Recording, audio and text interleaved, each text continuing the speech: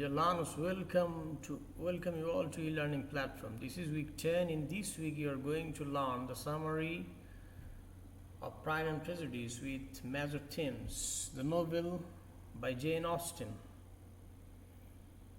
So, in the previous weeks, you learned the summary from chapter 1 to 40, and in this week, we will progress onwards from chapter 41 to 50.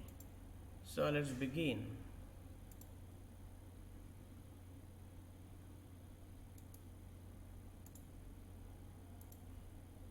So now we are in week 10. First of all, summary from chapter 41 to 50. Chapter 41. Mrs. Forster, the young wife of Colonel in the regiment and Lydia's friend, invites Lydia to Brighton with her. Mrs. Bennet is delighted, Kitty is jealous, and Elizabeth is worried. The officers have dinner at Louvern before they go. Elizabeth hints to Wickham that she knows the truth of his relationship with Darcy. The poet amicably but with relief. Lydia leaves Longbourn. Chapter 42. Elizabeth sets off for Derbyshire with Mr. and Mrs. Gardiner. They decide to go to Pemberley, Darcy's house, which is famous for its beauty. Chapter 43. The housekeeper at Pemberley, who shows the Gardiners and Elizabeth around, gives a glowing account of Darcy's behavior as a master, a son and a brother. While walking in the grounds, they meet Darcy himself, who has returned home a day before he was expected. Elizabeth keeps up an awkward conversation. She is amazed, however, to see him being polite to her uncle and aunt and to herself, asking if he may introduce his sister to her. Chapter 44. Darcy, his sister, and Bingley, who is staying at Pemberley, visit Elizabeth. Georgiana is shy but not proud. Bingley is as pleasant as ever and hints that he is still thinking of Jane.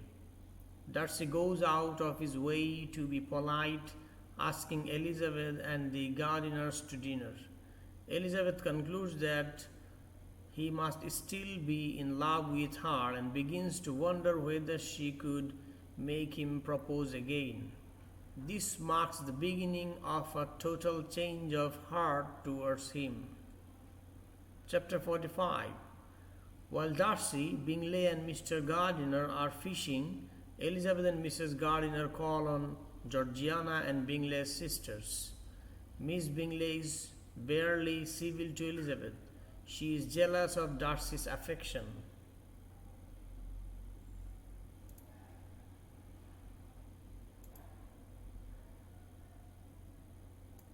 Chapter 46. A letter arrives from Jane. Lydia has eloped with Wickham. At first it was thought that they had gone to Scotland to get married, but it now appears that they are in London and no one knows whether they have any intention of marrying or not. Mr. Bennet has gone to London to try and find Lydia and wants Mr. Gardiner to join him. As Elizabeth is reading this, Darcy comes in and hears the news. His reaction is to leave quickly, which Elizabeth interprets as a desire to disassociate himself from the scandal. The Gardiners return from their walk, are informed of what has happened, and the whole party is very soon on the road home. Chapter 47. Elizabeth tells her aunt and uncle about Wickham's story, showing that his eloping with Lydia is by no means uncharacteristic behavior. They arrive home to find Mrs. Bennet near hysterical. Jane fills Elizabeth in on the details, showing her the letter that Lydia left for Mrs. Forster. It is flippant and thoughtless, but reveals that she loved Wickham and hoped that they would be married.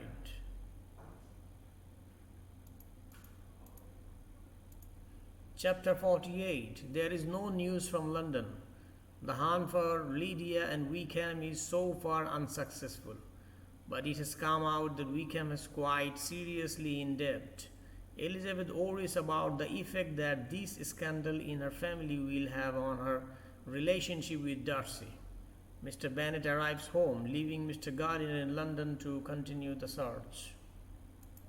Chapter 49. Mr. Gardiner writes to say that he has found Lydia and Wickham and that they are not married, but that if Mr. Bennet will send money to settle on Wickham, they soon will be.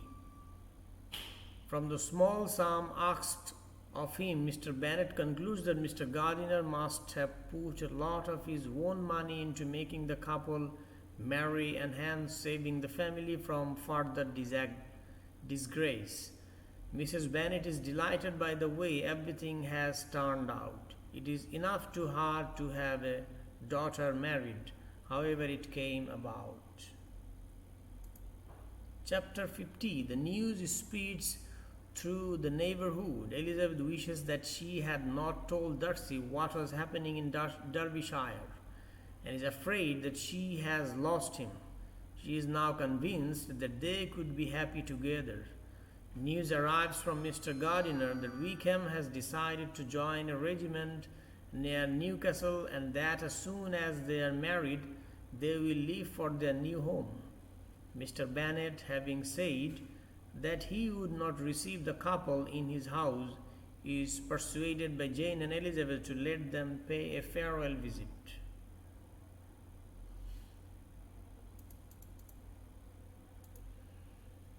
Now we're going to go through the major themes in the novel Pride and Prejudice. The first of all, we are going to discuss about one of the major themes, which is love. Pride and Prejudice contains one of the most cherished love stories in English literature. The courtship between Darcy and Elizabeth. As in any good love story, the lovers must elude and overcome numerous stumbling blocks, beginning with the tensions caused by the lovers' own personal qualities. Elizabeth's pride makes her misjudge Darcy on the basis of a poor first impression, while Darcy's prejudice against Elizabeth's poor social standing blinds him for a time to her many virtues. Of course, one could also say that Elizabeth is guilty of prejudice and Darcy of pride. The title cuts both ways. Pride and Prejudice. Austen, meanwhile, poses countless smaller obstacles to the realization of the love between Elizabeth and Darcy, including Lady Catherine's attempt to control her nephew, Miss Bingley's snobbery, Mrs. Bennet's idiocy, and Wickham's deceit. In each case, anxieties about social connections or the desire for better social connections interfere with the workings of love. Darcy and Elizabeth's realization of a mutual and tender love seems to imply that Austen views love as something independent of these social forces, as something that can be captured if only an individual is able to escape the warping effects of a hierarchical society. Austen does sound some more realist, or one could say cynical, notes about love using the character of Charlotte Lucas, who marries the buffoon Mr. Collins for his money, to demonstrate that the heart does not always dictate marriage. Yet with her central characters, Austen suggests that true love is a force separate from society and one that can conquer even the most difficult of circumstances. Second major themes, that is reputation in Pride and Prejudice. Pride and Prejudice depicts a society in which a woman's reputation is of the utmost importance. A woman is expected to behave in a certain ways. Stepping outside the social norms makes her vulnerable to ostracism. This theme appears in the novel when Elizabeth walks to Netherfield and arrives with muddy skirts, to the shock of the reputation-conscious Miss Bingley and her friends. At other points, the ill-mannered, ridiculous behavior of Mrs. Bennet gives her a bad reputation with the more refined and snobbish Darcys and Bingleys. Austen pokes gentle fun at the snobs in these examples, but later in the novel, when Lydia elopes with Wickham and lives with him out of wedlock, the author treats reputation as a very serious matter. By becoming Wickham's lover without benefit of marriage, Lydia clearly places herself outside the social pale, and her disgrace threatens the entire Bennet family. The fact that Lydia's judgment, however terrible, would likely have condemned the other Bennet sisters to marriageless life seems grossly unfair. Why should Elizabeth's reputation suffer along with Lydia's? Darcy's intervention on the Bennet's behalf thus becomes all the more generous. But some readers might resent that such an intervention was necessary at all.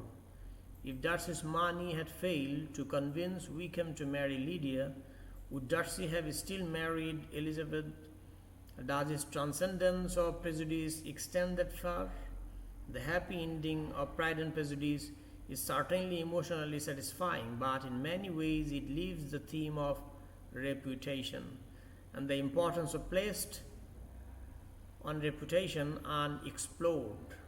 One can ask of Pride and Prejudice, to what extent does it critique social structures, and to what extent does it simply accept their inevitability?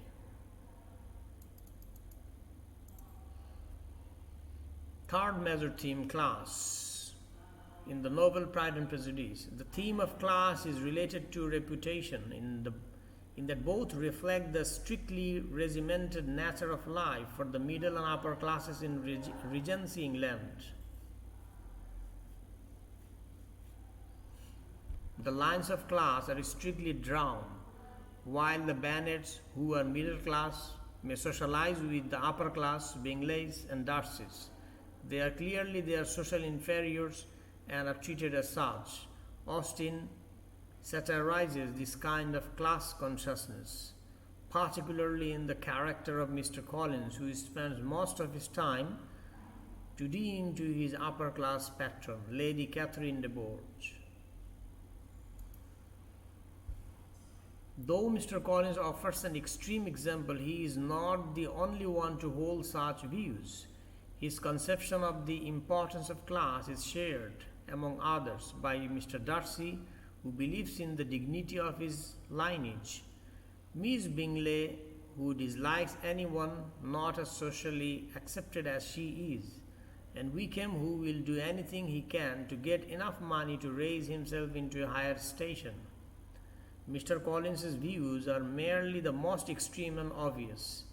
The satire directed at Mr. Collins is therefore also more subtly directed at this entire social hierarchy and the conception of all those within it at its correctness, in complete disregard of other more worthy virtues. Through the Darcy, Elizabeth and Bingley Jane marriages, Austen shows the power of love and happiness to overcome class boundaries and prejudices, thereby implying that such prejudices are hollow, unfeeling, and unproductive. Of course, this whole discussion of class must be made with the understanding that Austen herself is often criticized as being a classist. She doesn't really represent anyone from the lower classes. Those servants she does portray are generally happy with their lot. Austen does criticize class structure, but only a limited slice of that structure. Another major theme, family, in the novel. Family is an integral theme in the novel. All of the characters operate within networks of family connections that shape their decisions and perspectives.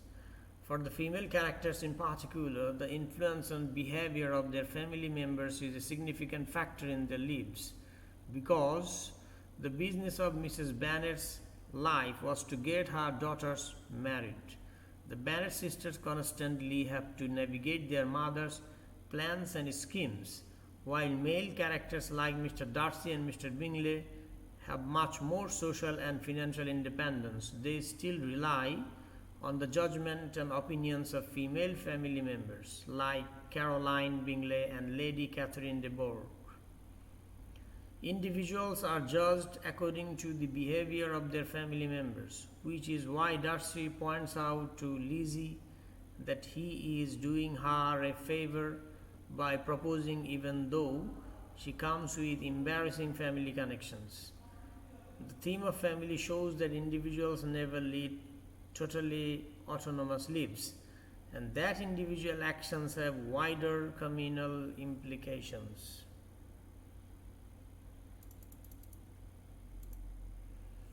Another major theme, integrity. Elizabeth Bennet considers herself to have very high standards of integrity, and she is often frustrated and disappointed by the way she sees others behaving. She complains bitterly to her sisters, "The more I see of the world, the more am I dissatisfied with it, and every day confirms my belief of the inconsistency of all human characters." She behaves in ways she considers consistent with her definition of integrity by refusing to marry both Mr. Collins and Mr. Darcy when he proposes the first time. Elizabeth thinks it is very important to only marry a man she loves and respects, despite the pressure to achieve economic security. By the end of the novel, Lizzie's commitment to integrity has been rewarded because she marries a partner who will truly make her happy. She has also come to see that she can sometimes be too rigid and judge too quickly, since she was initially mistaken about the nature and ethics of Wickham and Darcy.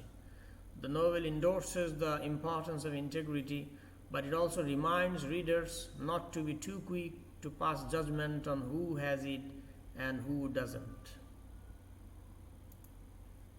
Gender issues in Pride and Prejudice. Gender is a key theme in Pride and Prejudice. The story takes place at a time when gender rules were quite rigid and men and women have had a very different set of options and influences. Marriage is a pressing question for female characters like Charlotte Lucas and the Bennet sisters, because marriage is the only way women can achieve economic stability and autonomy. As upper class women, they would not have been able to work to earn a living or live independently. Marriage offered one of the only ways to move beyond their birth families. However, a woman's marriageability relied on an impeccable reputation for chastity, and for women like Georgiana Darcy or Lydia Bennet, a reckless decision to trust the wrong man could permanently ruin their future prospects as female in the society. Lydia's elopement causes Lizzie to exclaim with horror that she is lost forever, and she has lost her chastity.